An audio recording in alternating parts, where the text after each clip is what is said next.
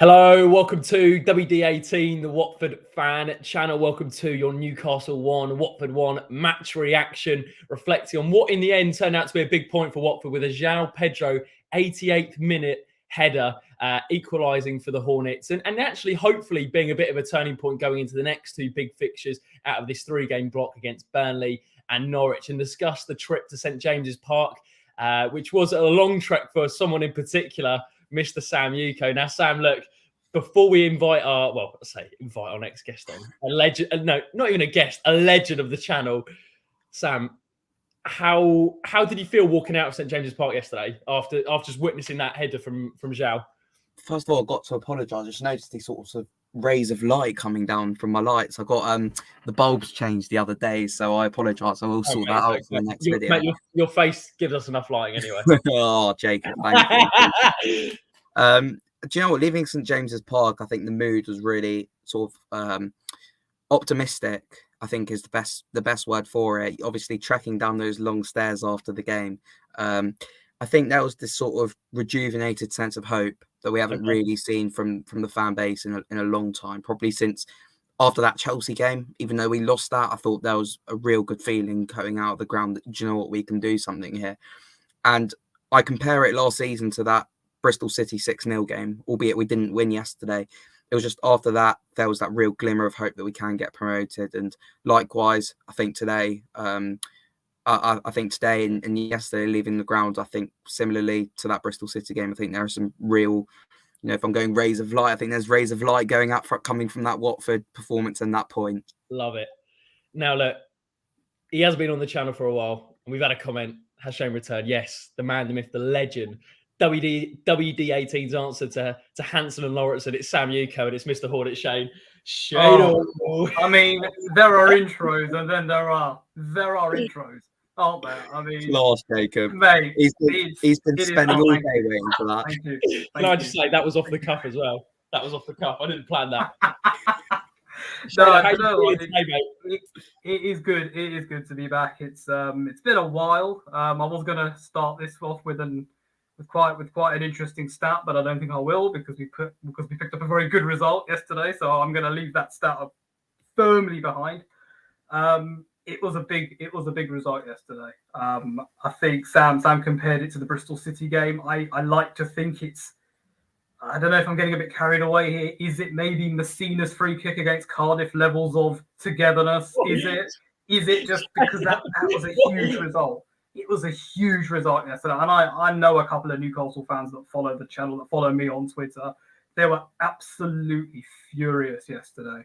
They were absolutely furious. They see it, I think, as a lot of Newcastle, maybe as a lot of neutrals see it, as Newcastle letting another set of points go. I think they showed the stat for match of the day yesterday, I think, didn't they? 9 points, I think, having taken the lead this season. Shane, I'm making a prediction quickly. I think it might seem early. I think if Newcastle lose to, I think they got Leeds at the weekend, I think they'll sack Eddie Howe and bring Rafa Benitez back. we just had a couple of absolute, huge bombs on this show already. Shades, do you know what it is though? But actually, comparing João Pedro's header to Adam Messina's free kick, it's true, isn't it? That was a ray, Sam's got rays of lights coming there. That felt like a ray of light. It felt like Christ the Redeemer himself was at St James's Park, standing there, cupping his ears to the front of the Gallagher end. We do this a lot, don't we? As a fan base, great images. Hang that up in the Louvre. No, hang that up in the Louvre. Cupping the Gallagher end, 88th minute, when they've been on your back all game. Superb. Brilliant. Right. I've got to ask you, Sam. Shane mentioned about how he's viewing that point and how Newcastle fans are viewing the point. What are we saying? Good, bad, ugly? Do you think the circumstances make it better than what it probably was? Or are you feeling that it's a better point for us than it is for Newcastle? Considering I said on the preview show that I thought we'd lose, I think it's obviously a point gained. I think that ultimately both teams got a point, and Newcastle fans will be seeing it as 2 points drop. We'll be looking at it at a point gain. That's the nature of the game. We scored in the closing minutes of the game, and it's always going to feel better for us. I think for me, almost what goes above the point yesterday that we picked up was the character shown and the resilience shown. And that's something that, particularly in the last relegation under Nigel Pearson in 1920, that's something that Watford side lacked. And having sort of the cojones, if I'm using that word, so particularly after those 2 last-minute winners against Brentford and Tottenham, to go on, carry on fighting till the last minute. João Pedro with a lovely header, putting his head on the line quite literally as well to get to that ball, I think really is a credit to this Watford side character. And I think that's one of the reasons why everyone's so optimistic going into these next few games now, because this Watford side have shown that they've got the character. And now it's just about applying the performances over 90 minutes rather than just for the last half an hour. Yeah, sure. Shane, you mentioned that João Pedro equaliser. Does it cover up for some of the performance levels, or do you think actually we deserve that? We deserve the point? Because I've seen some people online saying that we were pretty average for 70, really stepped up after the goal, and then I'm hearing other people saying that look, Watford did fully deserve a point. So how are you assessing how much that point was deserved from a Watford perspective? Well, I'm going to be very biased in all of this, and I think we fully deserve the point. I think, look, the game ultimately changed. I think, we talked actually before you went on air about that Sissoko missed chance. I think that was a crucial moment in the game. I feel like if Sissoko had scored that, got it on target, well, actually, no, if he had actually scored it, it's 1-1 earlier on in the game. Newcastle maybe don't take off someone like, say, Maximan, who maybe very quiet throughout the game, but produced that one moment of quality, who we all know he's got it in him, and he did it yesterday. Maybe they don't take their foot off the gas. I think overall the point was deserved. I feel like overall performances from the players, apart from maybe a couple, which I think we definitely will touch on. I think there's one man in particular, and I don't like to single anyone out, but I'm going to single someone out very soon, who kind of struggles. I kind of struggle as to why they're constantly picked in this team, to be quite honest with you. But I thought, look, we will definitely touch on the 3 new signings. I thought those guys were superb yesterday, to kind of hit the ground running. And that's what we've been saying, haven't we? They need to hit the ground running. The defenders, whoever comes in has got to, we can't have this settling in phase. You settle in on the training ground. When it comes to match day, you've got to just go for it 100%. And I feel like we kind of did that. And I think on the balance of play, we definitely did deserve a point. It's our finishing, maybe. I can't remember too many clear-cut chances. I think the Sissoko one was the big one. I think Josh King had one as well. I think Martin Dubravka put off a very good save for that one. One of those goes in. Is it then a grandstand finish for us to maybe, obviously the pattern of the play wouldn't have been the same. Pedro may not even have had that chance. Did Newcastle step it up towards the end? We spoke, I know you guys both spoke a lot in the preview, a fantastic preview, by the way, if anyone who hasn't watched it. 2 games left in that preview, a triple bill this week, guys. I sound like some continuity announcer on the BBC or something. There's no doubt you're a fantastic salesman, mate. There's no doubt about it. Preview, that's already happened, mate. A preview that's already happened. There's still 2 games left for that preview to look at, And you guys did kind of touched on, the whole atmosphere of St. James's Park. That would have been very different had it still been 1-1 in the final stage. I think they would have got well behind their team. From my perspective, I take part in Super 6 every week. I predicted a 1-1 draw. I wasn't particularly nervous about the game on Saturday. I wasn't. And the reason I wasn't is because I kind of saw it as a game whereby we must not lose. And I didn't think we were going to lose, except when we were 1-0 down, obviously. But I had a feeling that there was going to be a big chance. And I had a feeling that we would take our opportunities. And also true to form as well. I think the last few matches at St. James's Park have actually been 1-1 draws. I think the one back in 1920 was when I think Newcastle were awarded a goal that actually should never have stood, which was, again, that in that year it was very frustrating. But overall, in answer to the original question, I think a point was deserved. I think the players dug deep, and you can tell, and it's all summed up. All of that is summed up by Ranieri's reaction to the goal. You can tell. You don't really see him that emotional when a goal goes in, but in that moment, when that goal goes in, the Cabasele behind him roaring as well, he was absolutely loving it, wasn't he? Such a standout moment for him. I think the synchronization with Kabasele as well was that was brilliant. so good. Just a comment here, Sam. 3 new signings in that team, 6 changes in total. Ranieri really did change it up. And Shay mentions there about the passion that Ranieri showed at full time. And we look at the team that he put out, and there was 3 new signings with Samir, Kamara, and Kiembe all starting. We'll get into the player ratings a little bit later on in terms of those guys. But what did you make of the way Ranieri set us up? Because we chatted a lot beforehand, didn't we, about maybe going to 3 at the back and whether we need to give that defence a bit more protection. But I'm really torn because, as Shay mentioned, for 70 minutes, I didn't think we were particularly great, maybe like a 5 out of 10. But that last 20, we really did step it up to maybe an 8 out of 10. So how did you feel that he got it right? Did you feel like he could have done it better? What did you make of his setup? Look, I think it was very much up in the air what this Watford side would be going into the Newcastle game. I don't think any betting man would put money on who would start for Watford. I think there was a feeling that all 3 signings would come in. Perhaps doubts over whether Kiembe would start, but ultimately all 3 did. And I think he had to change something. 7 defeats on the bounce, albeit one in the FA Cup where there were lots of changes in there. He had to make a lot of changes to freshen up this Watford side, give them some fresh ideas and sort of a new identity as well. And I think that's what all 3 signings offered us. I was really impressed with all 3. Start off with Hassan Kamara. All right, it took him some time, I thought, to settle down into the game. A couple of times he gave it away cheaply, caught a bit out of position, I thought, sometimes as well, but eventually really good. He seemed rapid down that left side, can overlap on the wing, a couple of really nice nutmegs as well. So I don't think we saw the best out of Kamara, but I think certainly he showed some really positive signs that he can be an upgrade on what we have already, which is ultimately what you're looking at in the January window, which is upgrades on what you have. Samir, the centre-back, I think he looked composed. Ultimately, he didn't have too much to do, I don't think. I know, all right, the highlights will probably show Newcastle with quite a few chances when they hit the bar. I thought both him and Craig Cathcart, credit to them, kept Chris Wood really quiet. Aside from Alan Maximin's chance, which capitalised off a mistake, we kept him pretty quiet as well. So I think Samir had a decent game. Again, I don't think he was at his best, but I think it's a sign of good things to come. And the one who really impressed me, who I thought was the best out of all 3, was Edu Kiembe. Looked really composed on the ball. A couple of times there was some space in front of him, which I thought he could have driven into, perhaps a bit faster, but perhaps that will come with confidence. Perhaps he was just trying to play it safe, but there was one really nice pass through to Josh King. How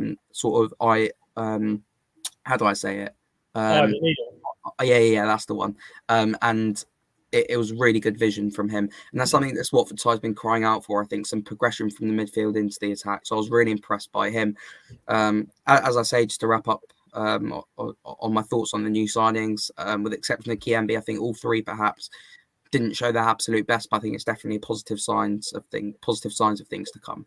Yeah, absolutely, mate. I think Kiembe, out of all 3 of them, Shane, for me was the one that I think probably had the biggest impact, in the sense that we were really crying out for someone to sit in front of the back 4. Now, Loser's obviously gone to the African Cup of Nations. That isn't actually the only position he can play as well. He can play in an 8 or a little bit further forward. But out of those 3, was it Kiembe again for you that stood out? As Sam said with Kamara, I think his first touch was a nutmeg. If I'm wrong, I think I'm pretty sure it was a nutmeg.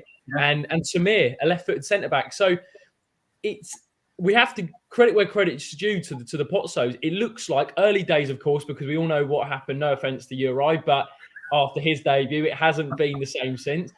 But from the kind of first impressions, they look like 3 good, solid additions to this Watford team. I don't think they've done themselves any harm. I think they're firmly in the bracket of solid debuts, and I think they'll be given a run out again on Tuesday night. No, more than a run out, obviously. Yeah. I think they'll be picked on Tuesday night. I think I kind of come from a slightly different angle. So I personally thought Kamara was a bit of a standout. And the reason I thought that specifically was because my left back position is somewhere, I hear it so much. So many fans are dissatisfied with that left back position. Messina, some people I know really love him. Some people just don't like him. Danny Rose, something's happened behind the scenes. Things haven't worked out.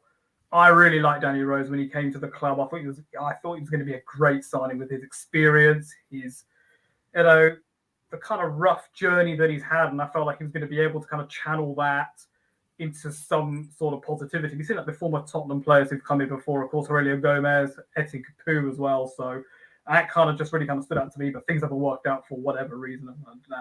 And that's kind of open to speculation. But I think Kamara has done incredibly well. I think because he looked quite quick-footed. He looked quite assured in that left-back role. His first touch to be a nutmeg is quite daring, to be quite honest with you. If you're debut as well, to do it away from home, didn't have the comfort of the home fans applauding him on there, tough atmosphere. I thought he did really well. Kiembe is a really interesting one because he was the one, I think, out of all three of the new signs I knew the least about. And that was the one guy where I thought, right, is he actually going to start games? Is he more of an impact player? Is he almost like a replacement, not so much a replacement, but like another option compared to Juraj Kučka, for example? I wasn't so sure about that. But actually, I think on balance, he probably had the best debut out of all three of them. So many people were so positive about him. Samir, again, I don't think he's done any harm. A left-footed centre-back is what's needed in there. He looked quite good as well. And I think what's quite interesting is that there's been a lot of talk. Obviously, Samir, I think, has kind of done enough, I think, for now to have nailed down at least one of those starting centre-back positions. I think maybe for now. Like, my general concern is that other centre-back position, because I'm a big fan of Craig Cathcart. I know a lot of people that think it's time for him to move on. Troost-Ekong and Sierralta have impressed and disgusted the fan base, I think, in equal measure within the last month or so, I would say at least. Sierralta last week got absolute pelters for his performance. Was it deserved? Yeah, I think it probably was. He wasn't great, but to go from, and for me, I know it's not award season yet, but to go from, last season to this season, it's just, I can't even describe it from him, because he was the one man that we were looking at in that back line to say, right, we need him back. He's the key.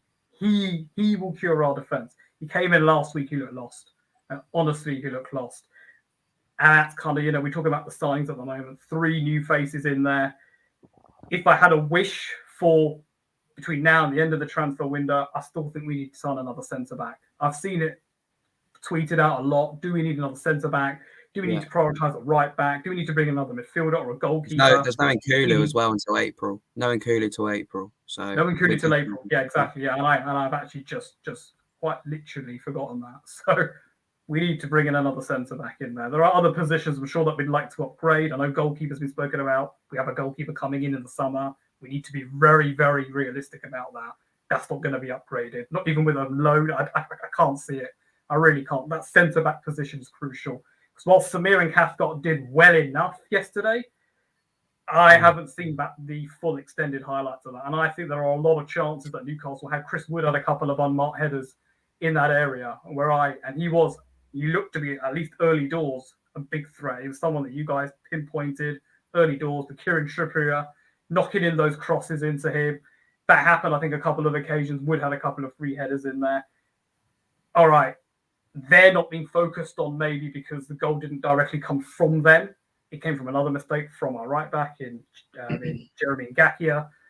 But that centre-back position there needs to be another body, I think, in there. Yeah, I think you're absolutely right with that, Sam. Before we move on, just going through the team yesterday and how they probably rated it out of 10, wanted to touch on both goals. I'll let Shane do. Sorry, Sam. You've drawn the short straw. I'll let Shane do the Pedro one. The opener from Alan Saint-Maximin. Yeah. From your perspective in the stand, and now you've watched it back, obviously on the highlights, who's to blame? What should we have done? And how could it have been avoided in your view? And look, sorry, mate, you go, and then I'll add on. Yeah, look, it's something that frustrates me with this Watford side is that they can play well for the majority of the game, yet it's moments of perhaps a rash decision or a moment of madness that can really cost us. We saw that with Juraj Kučka, who had a brilliant game against Tottenham, but conceded that free kick with Heung-min Son. Same thing here with Jeremy Ngakia. I thought he was one of our best players in the first half. Coped really well defensively, going forward, some lovely touches as well. And I thought he was a bright spot against Leicester last week. However, it's a moment that lets him down with Alan Saint-Maximin. it's not a case of me saying just clear it because he had time on the ball, and it's him just spending too long on the ball. He needs to be looking up, releasing it much quicker than he was. Perhaps he fancied himself to move forward with the ball and just got caught in two minds when he saw Saint-Maximin running towards him. It's from the stand, I thought as well, Ben Foster could have done better with it. But on reflection, I don't think he could have done. I thought perhaps at his near post, he could be doing a bit better, but that's probably too harsh of me to say, watching it back on the highlights. But it's just a frustrating one because it's a concentration thing again. It's not like at times with this Watford side, it's not like we're being outclassed by the better team. It's concentration problems. And that's something that, needs to be rectified if we are going to stay up. Because, again, I don't think Saint-Maximin had the best game yesterday from what I've watched of him. He capitalises on a lapse of concentration from our defence, which is really frustrating. Yeah, a couple of comments on the Ngakia kind of involvement in that goal. I don't recall many mistakes apart from Ngakia's, which led to the goal.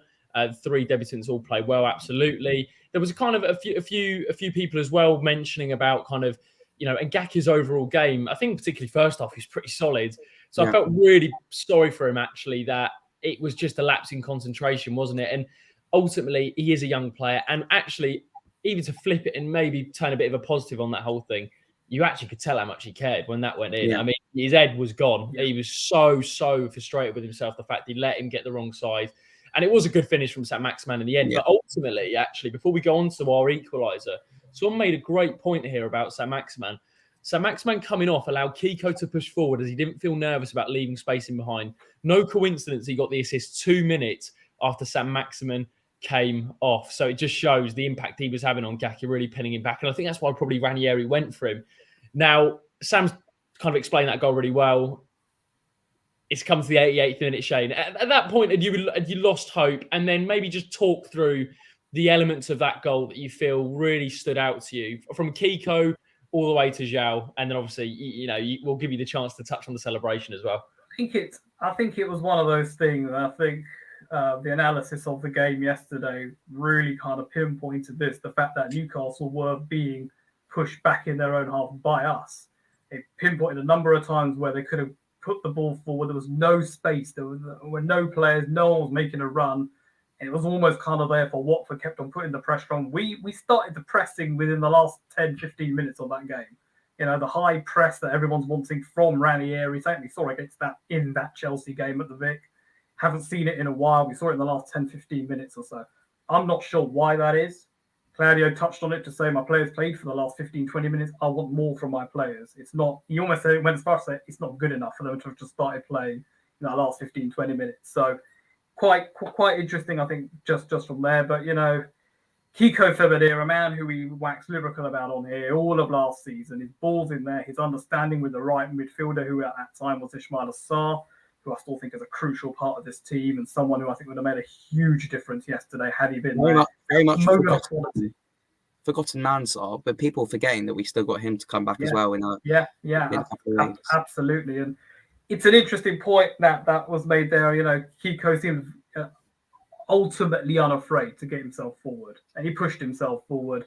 It was a fantastic ball in. People will talk about João Pedro's finish, as they rightly should, but that ball in from Kiko was pinpoint. It was superb. It was vintage Kiko. That's what I call that. Vintage Kiko. We saw it last season. Listen, there are concerns I know about his defending, and I completely get that. But when he's on the front foot, when he's pushing forward, he is quite simply one of the best in our team at doing that. That was a superb ball in there. It's fantastic. João Pedro. The first time ever that I tuned into a little bit of Soccer Saturday yesterday, and I very rarely, if ever, do that. As for those of you that know, will know. Right, Paul Merson was very, very, almost kind of incredibly complimentary of Watford. He even said João Pedro put his head where it hurt and actually really put his head on the line. It was a great header, fantastic finish. You could tell by that celebration from his side of things as well. As I said at the start, cupping your ears in front of the Gallagher end, the raucous, fierce, angry, frustrated Gallagher end, as it would have been on the 88th minute, thinking 3 points were in the bag. And Eddie Howe's reaction as well, stood there, could not believe it. They were what, two minutes away from 90, maybe about 5 minutes in total away from picking up 3 priceless points. But João stung the Magpies, as it were. I got that from Sky. I'm sorry. But, honestly, it was superb. And as I said earlier, it was something that we absolutely deserved on the balance of play to get that point. And as Sam's touched on, that could be a huge point going forward. It breaks the run of defeats. A draw is a draw. And for me, I said it straight after that game finished, take the point and absolutely Usain Bolt sprint for the hills. Absolutely sprints, because on the whole balance of play, the game was very low quality. And you can tell that because Match of the Day seems to spend a lot of time showing highlights of very random shots going off from everywhere. They were expecting a better game. I think maybe few other people were. It's a point. We move on. 2 huge games, 2 almost playoff finals coming up this week. It's that level of intensity. Yeah. And I want to touch actually on one point as well, because 88th minute, just before that goal goes in, we're still 1-0 down. I'm looking at the Norwich result. It's 2-1 to them. And you're thinking, oh my God, we need to get something here. If we don't, we are 18th. We get the point. We're still just above. We're still not been in the relegation zone. I mean, João Pedro has frankly saved our bacon on that front. And again, you look at that table, you know, a lot of people saying that Norwich City are out of it. They're absolutely not. With that win yesterday, they're now fighting for their lives down there, but they've now got a chance. We talk about Tuesday night being a big game. Friday night, under the lights at the Vic, the Graham Taylor Scarf Tribute night as well at Vicarage Road. That's going to be fever pitch. It has to be fever pitch. We've got to roar the team over the line, because these 2 games coming up in the next 6 days or so, 5-6 days, are season defining. And that point has given us a fighting chance. And as the title of the video says, we are still standing thanks to the Brazilian. Love it. Robbie Marks in the comments, Sam. Both subs played a part in that goal. Kiko and Kucho with the 1-2. Inspired substitutions by Claudio. But what I wanted to ask you, Sam, was, did João possibly keep Claudio in a job? You said in the preview that you thought if we lost that game, he would have gone. Do you still stand by that? Yeah, definitely. I still think if we'd lost that, even if we don't come out with the next 2 games with a win, with at least 1 win, I think he'd probably be out of a job as well. I think certainly, all right, I know I said we played all right, but I just think the nature of the performance, where we didn't create too much or we missed a couple of really good chances, I think probably would have lost Claudio his job. But I think what that last minute winner showed is the players are truly behind him as well. We touched on the passion from Claudio shown through the celebration with Christian Cabaselli as well, but it was, you know, it's a team fighting for the manager and inspired by what he's telling them. And look, he took 2 huge gambles taken off Jeremy and Ngakia, for Kiko Femenia, going with the attacking option going forward, with the chance, you know, Newcastle could hit us on the break perhaps. I think they'd brought an Alba on who's quick in behind as well. He made another is taking off Dennis, who's been on fire this season, bringing on Cucho Hernandez. Both of them played a massive role in the goal, as that comment said before. So it's, you know, big gambles from Claudio, big risks, and it's ultimately those risks that, you know, lead to rewards in a relegation battle. And it's that experience from Claudio and the trust that we need to have in him that will keep us up in the Premier League.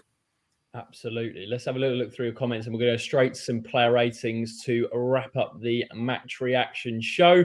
Tom says, despite Norwich winning, Everton are terrible, though. Obviously, they've just parted company with Rafa Benitez today, so I think that shows where they were. They're not far away as well from the bottom. I'll tell you what, if we win on Tuesday night, they're only two points ahead of us. So sweaty times at Goodison. Well, rumours are that Roberto Martinez is the favourite to take over. Brilliant. Not happy. They're not happy with that. Not happy. Do you want to know as well? If they get Roberto Martinez, I don't want to be, you know, this. I don't want this to be memed, but it will be, right? I think if they get Martinez, they're going to get sucked in with us. I really do. I've seen so many Everton fans who are happy that Rafa's gone, but the names that have been linked, there's no one there that jumps out to me as yes. That's almost like that's their season back on track. There's absolutely no one on that list. I think they need Duncan Ferguson. I know we're going on a bit of a tangent here talking about Everton. I think they need Duncan. I think what that team really lacks whenever I watch them is any sort of personality or any sort of identity and desire. And I think, all right, Duncan Ferguson might not be the most advanced tactically. I know he had that brief stint as manager, but I think he would inject sort of passion and make those players care again for the badge. Yeah. Look, lads, it's football simple. Watford beat Everton, Norwich beat Everton. Watford beat Everton, Norwich beat Everton. We did it better. Watford beats Norwich. Simple. Football is a simple game. Pure football intelligence. Look, okay, we're going to thank you very much to everyone who's watched at the minute. We hit over 100 live. That's absolutely amazing. And leave a like on the video if you enjoy. Subscribe to WD18 and leave some more comments. What you made of the stream and what you made of Watford's performance and result yesterday. Okay, we're going to go through the Watford team yesterday. We're going to go with quick fire ratings. We're going to start off. I'm going to cross over to Shano first. Ben Foster, what are you giving him out of 10, Shane? Oh boy. Actually, I don't think he was necessarily to blame for the goal. Maybe he could have done a bit better. I don't know.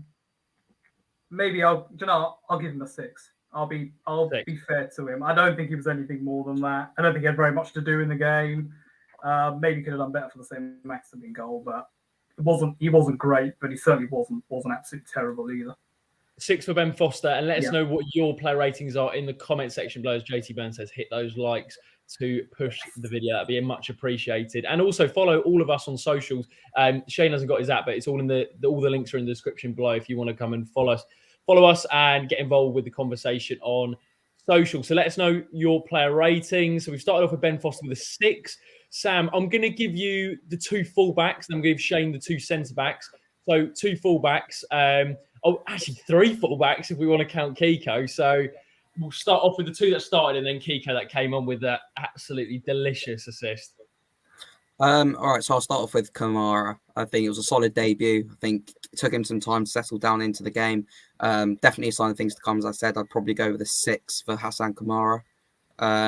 Jeremy Ngaki is a difficult one because, as I said, I thought he was one of our better players in the first half. But ultimately, it's those moments which, you can't switch off in big moments like that. So I'd probably give Ngaki a 5 because you can't switch off in those moments. Kiko Femenia for that assist, I'll give him a 7. 7. Shane, disagree with any of those quickly? No, I think they're all pretty spot on, to be quite honest with you. Samir and Cathcart, I think I'm going to be given the 2 centre backs before I jump the gun on that. But I didn't really see too much of them, to be honest with you. They didn't make a howling error. I didn't think they were particularly fantastic in that.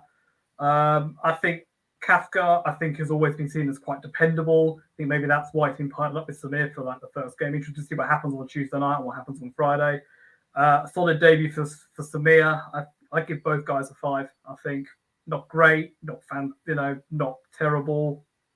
Kind of sums up the game a little bit, really, doesn't it? Because Newcastle didn't really threaten, and they only had 1 shot on target and they scored from it. So I give both those guys a 5. Yeah, interesting. We've done the back 5 there, and back 6, obviously including Kiko, who came on. And it's interesting. So we've got a comment here saying Ngaki was a 6.5, which I think if you take away the goal, I probably would give him a 6.5. Yeah, I'm saying it's that goal. It's the goal. It's the goal that lets it down, isn't it? I said that I thought he was one of our best players in the first half, but we're not going to ultimately look at Jeremy Ngakia's performance against Newcastle in the first half. If we're relegated at the end of the season, we'll look back at that mistake, and that's what ultimately defines the rating for me. Oliver's gone with a 7 for Kamara. He thought he was one of our best players. So that's interesting. As I say, carry on with the shouts in the comment section. We'll put your comments on screen for the ratings. We're moving on, Sam, to that midfield. I'm going to give, I'm going to give you Kiembe. Yeah, really solid debut, really impressive. As I said, I would have liked him to drive the ball a bit more forward at times when he had some space, but looked tidy on the ball, looked tidy off the ball. I'll go with a 7.5. 7.5. And now, Shayna, I'm going to give you the 2 other midfielders, which is an interesting one because I think Kiembe was the pick of the bunch out of those 3 for me. And then you've got Juraj Kucka and Musa Sissoko. Now, you mentioned that Sissoko chance that he had in the second half. Again, I thought Kucka struggled again. So how did you assess those 2? Because Tom in the comment section has gone Kiembe 7, Sissoko 5, Kucka 4. Yeah, I think Tom's being a little bit too nice there to Kuchka, to be quite honest with you. I just, oh god, I don't know what it is. You know, Sissoko for me, I think has been superb in that midfield for a very long time. I personally really like him. That finish was dreadful yesterday. Yeah, he's got to score. He's got to score. Like, I saw it back again on Match of the Day. I knew what was going to happen, and I was still shocked by what happened.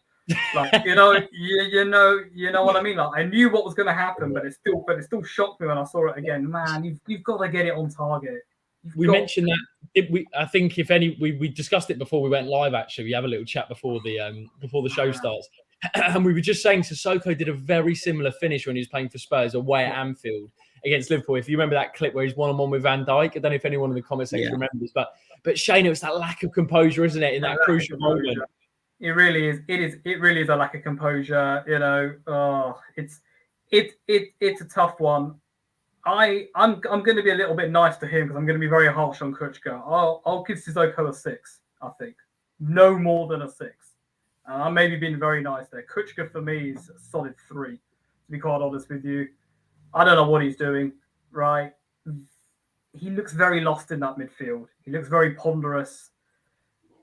My real struggle is at the moment, as much as I want our players to do well, Imran Loser is someone who we're massively missing in that midfield right now.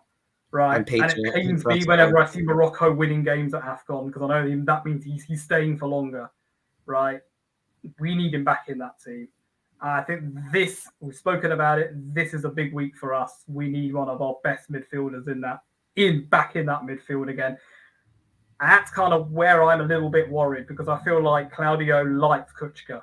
He backs Kuchka. He starts him a lot ahead of Cleverley. He was on the bench yesterday. Have a look at this comment. So interesting that all Watford supporters seem to have the same opinion on Kuchka, yet Claudio seems to love him, but we don't understand why. Look. There's nothing against him. I actually thought he did very well against Tottenham until he gave away that very silly foul that led to the goal that we could all see coming when the free kick was given. But he didn't need to slide in for that. And I like to see Cleverley start for the next 2. I'd like to see him be given the nod in there. Ultimately, we are missing Imran Loser, and I think when Loser's back, he'll come straight back in again for that midfield. But who will make way? Because as we sit here now, I still don't think it will be Juraj Kuchka that makes way. Look, I didn't think he was great yesterday, and I'm starting to kind of struggle as to why he is constantly picked. That's why I'm only going to give him no more than a 3 for me. 3. Okay. Really cool. Tom says Kiembe Sissoko lose midfield will be good to see. Very, very true. Be interesting to see if that does happen. And just the last comment, actually, before we move on to the front 3. VJ says, good to see you, VJ. I like Kuchka, but Tom deserves the star. A better player, full of determination, experience, surely claims on Tuesday against Burnley. So some decent shouts in the comment section. Sam, moving on to the front 3. I'll give you the 2 wingers, and then Shane can finish off with his boy João. Actually, technically, João did start on the left, but we'll give. So, King and Dennis, Sam. I'll start for Josh King. I think he should have scored. I really like Josh King. I think he's a player who works really hard. I think we need to be seeing more goals.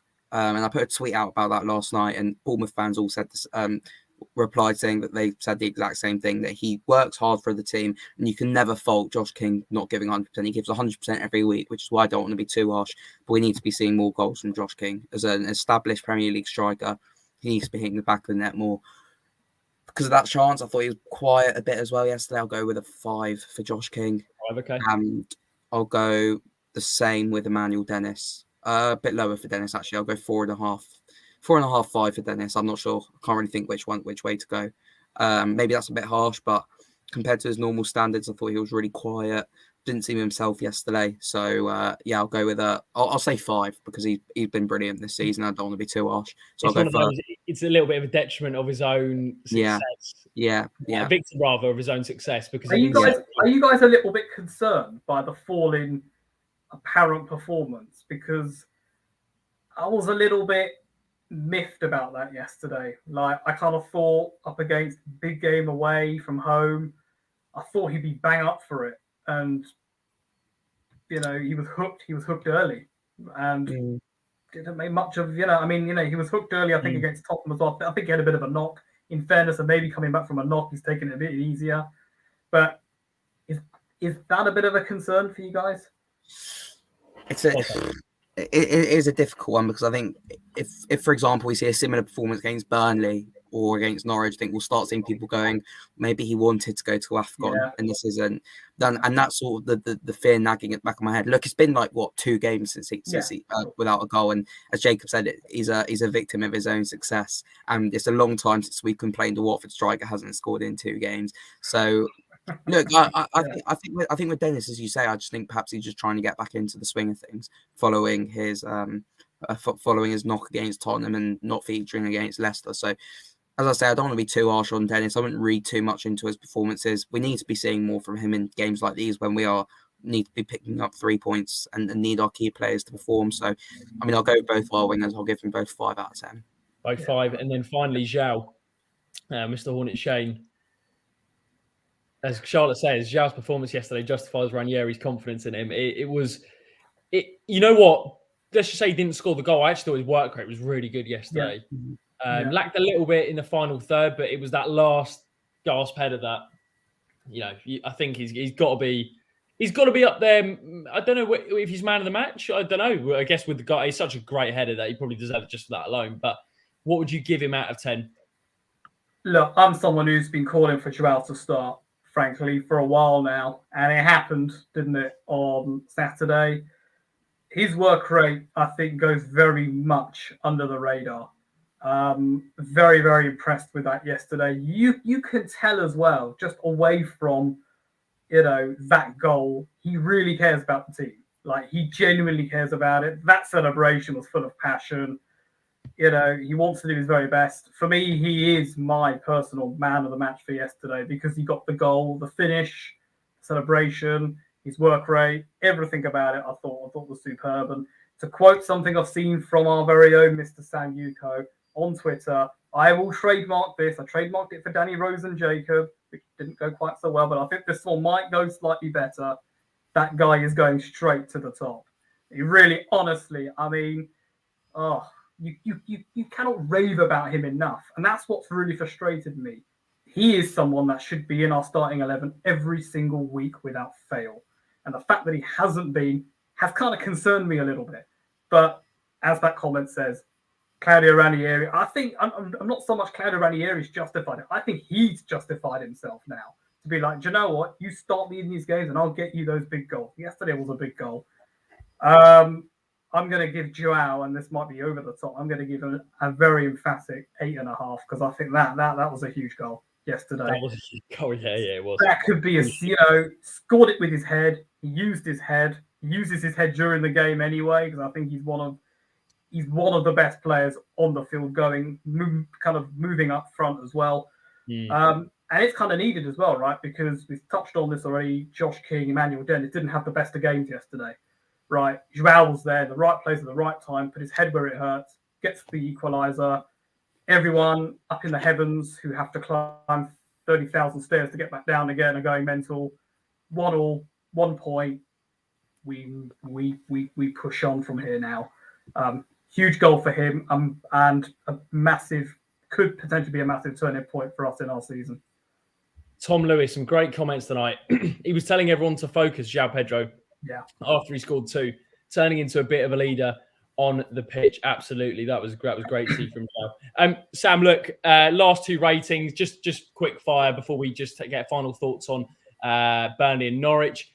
What are you giving Clow? Actually, no, I'll give you the fans. What would you give the fans out of 10 yesterday? Huge trip up to James's Park. What was the atmosphere like? And fair play to anyone that travelled. I think it's at least a 9.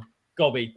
Yeah, it was a long day. I was at Vicarage Road for 6:15 in the morning. Got back home just before midnight. So it was a long day. Considering I've got an exam tomorrow as well, probably wasn't the best idea. Thank you. But I met some really nice people in the end as well. Got some really nice comments about the channel as well. Fans were really loud. Concourse was brilliant. Pub beforehand was brilliant. Newcastle fans are some of the nicest I've met as well. Really nice set of fans, really loud there as well. And you can tell they passionately care about the team. But in terms of Watford fans, I'll give it a 10 because for the commitment going up to St James's Park. As Richie says in the comments, great effort, Sam. Absolutely super. And Shano, quick one, Ranieri out of 10. Ranieri out of 10. Look, he changed it up when he needed to. Brought off Ngakia, who I thought had a good game first half. Brought on Kiko. That made him push further forward.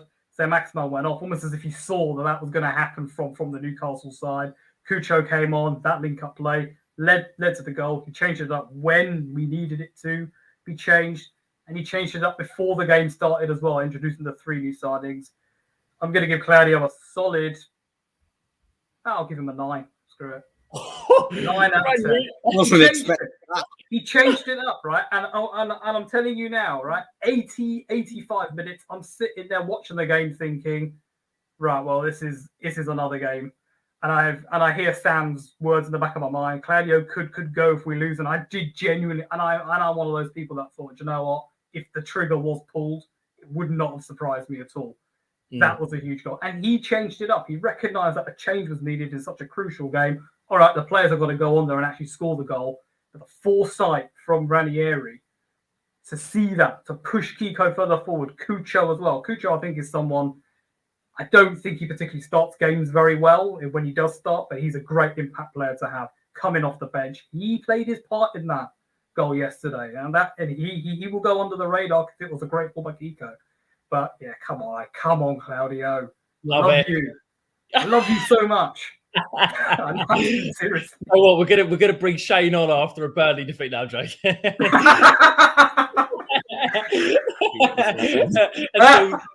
What are we still saying that? Look, I think that's what we're going to wrap it up. Quick, I'm going to leave it to you, Sam. Just we touched on the preview for the next 3 games. If you want to check that out, but just has your feelings going into the next 2 changed after yesterday? The importance is still there. I think we need to probably pick up at least maybe 2 wins, a point and a win. I don't think we can afford to lose either of them. As I'll say again, it's what's inspired me is the desire this Watford side showed in the character, and I think that they'll take so much confidence from scoring yesterday into these next 2 games, and hopefully we can see a performance to match that. Absolutely, that is a perfect way to wrap it up. Big game Tuesday night, Burnley, Norwich on Friday. I think we probably ended it at a good time because there's starting to be a bit of an echo. But one thing that is for certain, Shano, is it's been great to see you back. Lovely comments. Thank you to everyone who got involved tonight. Shano will hopefully be back very soon. Sam, God, I can hear myself twice. I don't know if it's just me. But yeah, take care of yourself, guys. Leave a like on the video. Wait, is it me? There we go. I know it's Shane. It's Shane's mic. Look at on his return. On his return. Oh, Shano. Do you know what's been good? His Wi-Fi's been there we go. Yes. Oh, I'm giving Shane's Wi-Fi a 10 out of 10 for today. Yes! Yawns!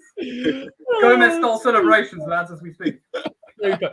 Shano, a pleasure to have you back, mate. We want to get you on as much as possible. I know you're a busy man, but it's great to have you back. Sam Yuko, I mean, look, it's commitment from Shane to be back on here today, but after a trek up to St. James's Park, for you to sit here for an exam is nothing short of remarkable. That is what he loves. That's what we love to see. And that's dedication, Sam, and all best for your exams tomorrow. Hope it goes well, mate. And I was going to link that in kind of like Premier League style, saying Sam's got an exam tomorrow, but Watford have 2 exams coming up against Burnley and Norwich. But I'm telling you now, right? If we do an end of season review, we should do a video of the year, and Jacob, you are doing the narration. Premier League year style, right? Georgie Thompson-esque, mate. I'm telling you now. Out of control. Thank you to everyone for the lovely comments. We're reading them all now. Thank you very much. Make sure you do leave a like on the video, subscribe to WD18, follow all of us on socials. We'll be back very soon for some more content here on WD18. Take care of yourself, guys.